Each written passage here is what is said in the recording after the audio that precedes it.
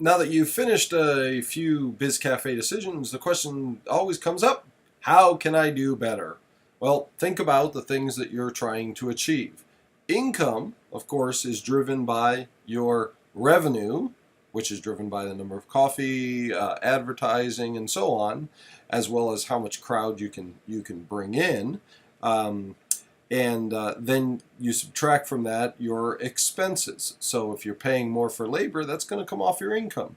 On the other hand, if you're paying more for labor, you're keeping your customer or your staff happier, which makes your customers happier. So it's all a balancing game. How about customer awareness? Well, getting advertisement out there will help customer awareness. Overall your customer awareness will actually go up over time regardless. Not unlike in the real world, just by having that shop sitting on the corner, people will know about it. Now, it doesn't mean they're buying, but at least they're aware of it. And then you've got the satisfaction rating. Here's where keeping people happy helps.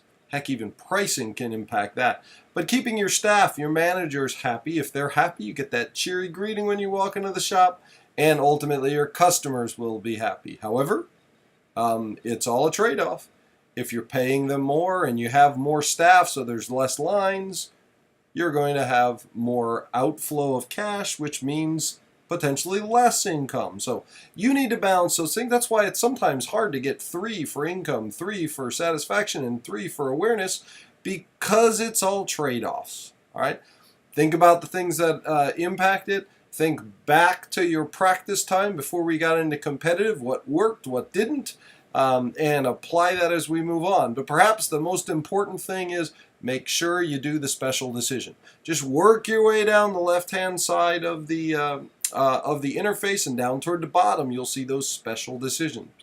All the periods, typically the first and the last, will have a special decision that you need to make. Make sure you make that decision and include your rationale for it in the document that you submit to the Dropbox. All right, so get back to work.